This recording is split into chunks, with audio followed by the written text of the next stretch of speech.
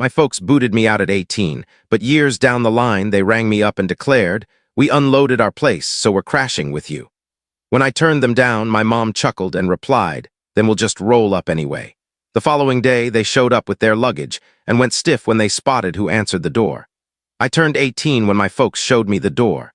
No heads up, no easing in, just a straightforward, "You're grown now, handle your own affairs." I lacked a vehicle, any cash set aside, or a spot to crash. Higher education wasn't feasible since they earned too much for me to qualify for aid, but they certainly weren't pitching in. My dad hurled my stuff onto the yard, and my mom just grinned like this was some tough love moment I ought to appreciate. So I bounced between friends' couches, dozed in my ride once I had one, held down 2, occasionally 3 gigs. I clawed my way up the rough path, the one they boasted about taking, but unlike them, I had zero backup plan. I battled for years, but in the end, I succeeded. I landed a steady gig, a decent pad, and an existence I could take pride in. No credit to them. Then suddenly I received a phone call. My mother's tone was overly sugary. "Hey, dear, your dad and I just offloaded the house. We're settling in with you." I nearly burst out laughing. "No, you're not," I stated bluntly. She gave a tiny, patronizing giggle. "Oh, please, we'll arrive tomorrow. You've got loads of room." I ended the call. The next day I returned from work, and indeed there they were, parked on my front steps with their suitcases. But they weren't solo. When the door swung open, it wasn't me who met them. It was my attorney. Let's backtrack a bit. The time in between, I went no contact with my folks after they evicted me. Not from revenge, though I had plenty of reason, but because they showed I was merely a load on them. When I did attempt to keep lines open, my mom behaved like she was granting me a favor just by chatting. "Are you still scraping by? You really ought to figure out budgeting better," she'd remark, nursing her fancy latte in the home I was barred from entering. Meanwhile, I was skipping eats just to cover rent, so I quit reaching out, and they didn't appear to mind. It wasn't until I began thriving that they abruptly recalled my existence. It kicked off lightly, just casual little updates. My dad would fire off a message out of nowhere. "How's things? We think of you." Then my mom began phoning. "Just needed to catch your tone, sweetie. You know blood ties matter." "Yeah, right, of course." Then surfaced the true motive. They had unloaded their house. My dad had been laid off. They had splurged way past their limits for ages, piling up bills they brushed off because they assumed they'd have ample time to sort it.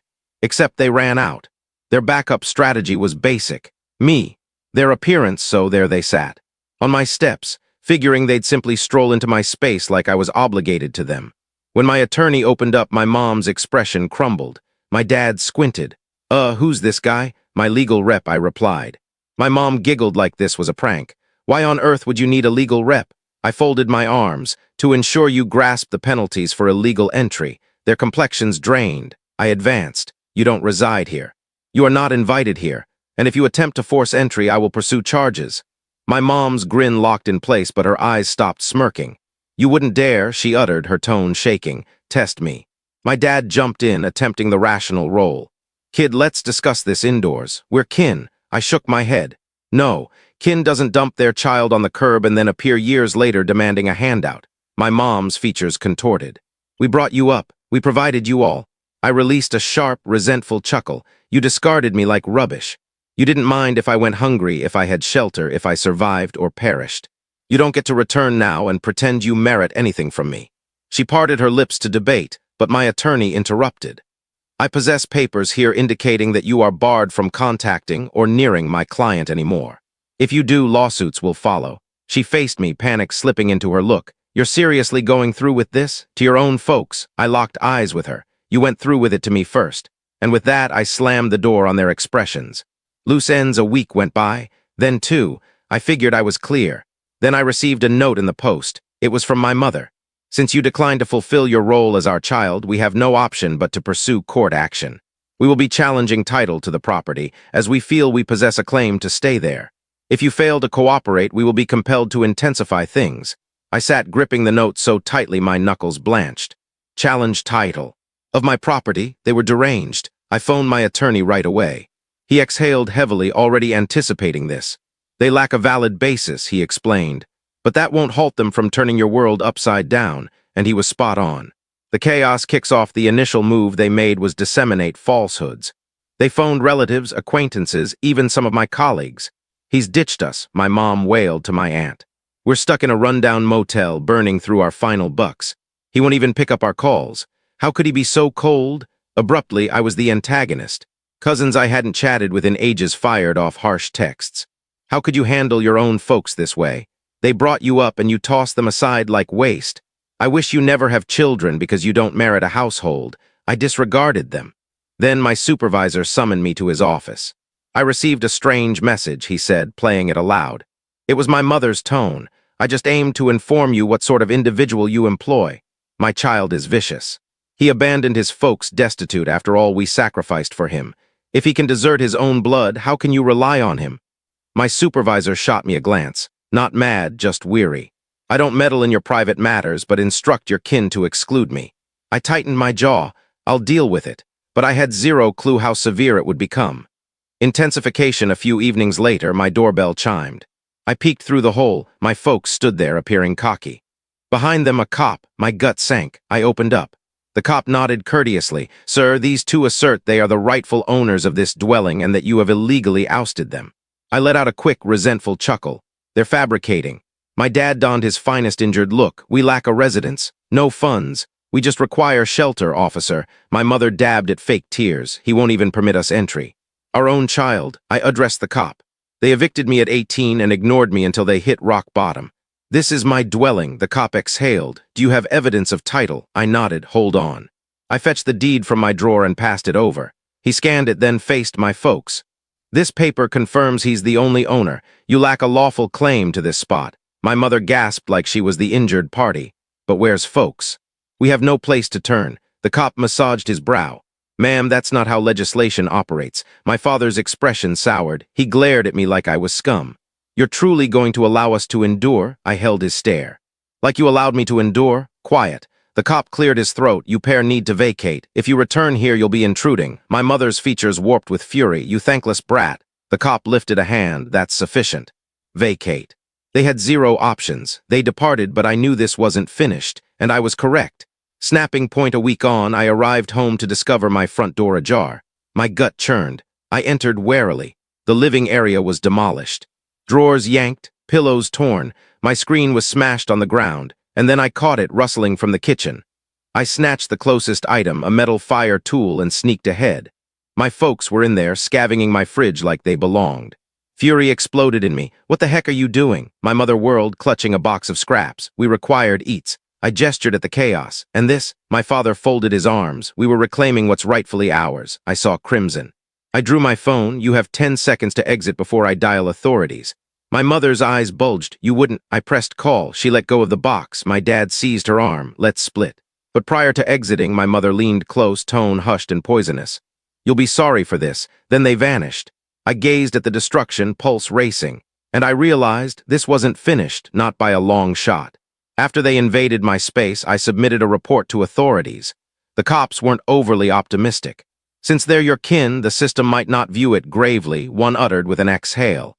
But forced entry remains an offense. We'll log it, not very reassuring. I swapped my locks, installed surveillance cams, took all safeguards imaginable. But inside, I knew my folks weren't finished. The follow-up invasion 2 weeks on, I received a notification on my device during work.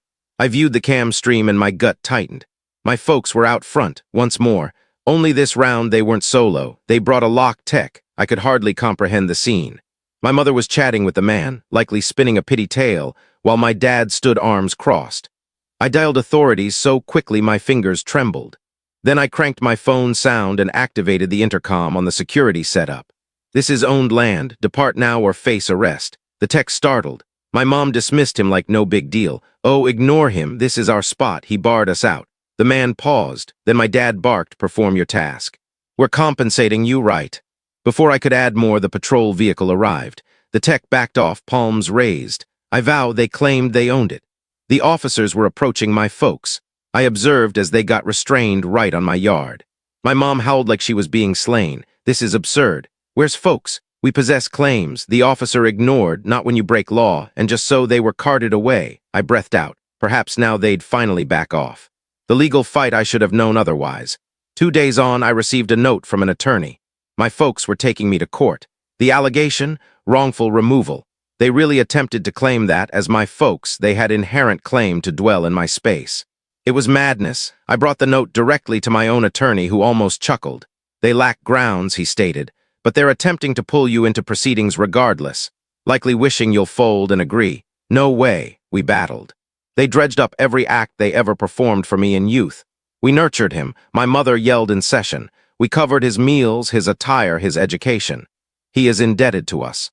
Their attorney, likely ashamed to appear, attempted to frame it as a kin mix-up, but my attorney dismantled that instantly. The claimants evicted the respondent at 18 with zilch. No cash, no shelter, no aid. They have not added a dime toward his present dwelling. This is a baseless suit intended to squeeze monetary aid from a child they deserted. It was harsh, and ultimately the judge tossed the case, but my folks weren't finished. The major falsehood weeks elapsed. I figured perhaps, just perhaps, they had at last surrendered. Then my supervisor summoned me to his office. Once more, his expression blank. I received another contact regarding you. I tensed. My folks. He nodded, but this time they're not merely phoning me. My gut nodded. What do you mean? He passed me a dossier. Inside were personnel issues from staff I collaborated with. Several workers got unnamed alerts about you, claiming you're aggressive and harmful individual who was detained for home violence. I stared. What? My supervisor leaned in. I checked it personally, and clearly none holds truth. But somebody is striving intensely to have you terminated. My folks. It had to be. I tightened my jaw. Can I address these issues? He nodded. We'll probe, but I aim to alert you. Whoever's responsible. They aim to wreck you. My own folks were attempting to demolish my whole profession. And that's when it hit me they didn't merely crave my space. They craved to strip everything from me. That's it. That evening I resolved. I wasn't merely going to resist. I was going to terminate this. Permanently. Ultimate clash. I was finished.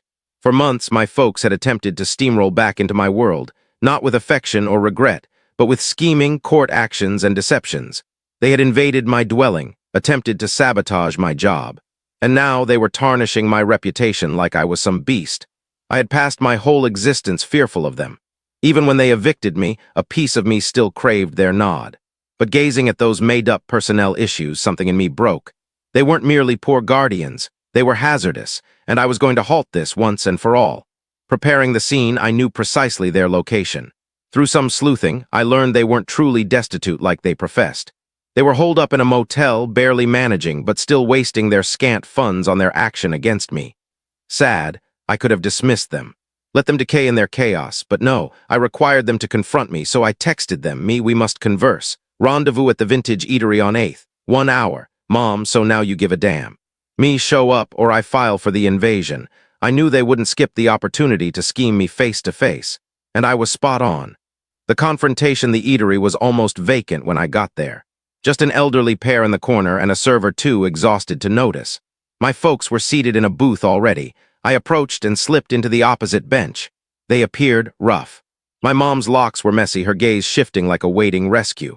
My dad, once so imposing and domineering, seemed diminished, drained by his own avarice. But I felt no sympathy, just anger. Okay, I uttered, tone icy. Let's wrap this, my mom sneered. Oh, so now you desire dialogue, after all you've inflicted on us. I chuckled, truly chuckled. What I've inflicted? You invaded my dwelling. You attempted to have me sacked. You took me to court. And somehow I'm the antagonist. She squinted. You deserted your kin. What else could we do? I leaned in. You were meant to be guardians. Quiet. My father fidgeted uneasily. He had always been the pragmatic type, but now he resembled a trapped man. You've proven your stance, he grumbled. We just require some aid. I exhaled sharply. No, you don't get to treat me as your pension scheme. You discarded me. You left me to battle while you lounged easily.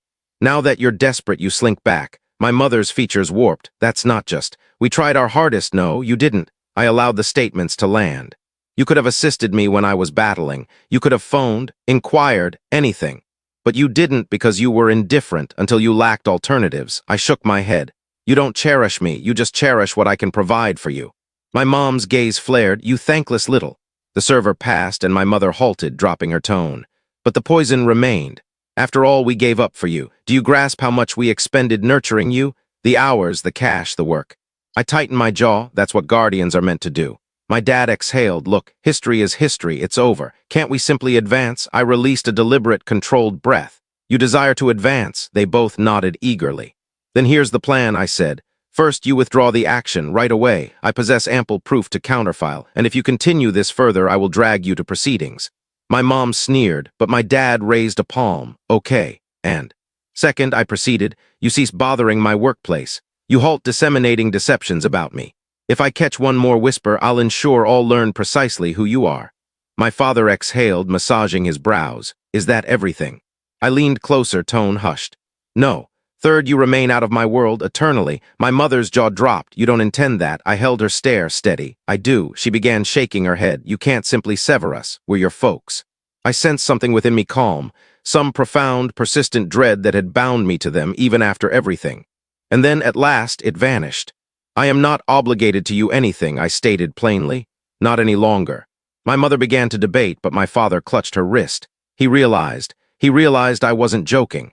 And for the initial time in my existence, he appeared fearful of me. The fallout, they did withdraw the action, and the bothering ceased. I blocked them everywhere, dismissed their sad efforts to connect. For the initial time in ages, I felt liberated. Some relatives sided with them, labeled me cruel. I didn't mind. The ones who counted, my buddies, my selected kin, knew the facts, and that sufficed. Thought sometimes folks claim that kin is all, that regardless you should always support them. But kin isn't merely DNA. It's who appears when you require them. It's who handles you with affection, honor, and compassion.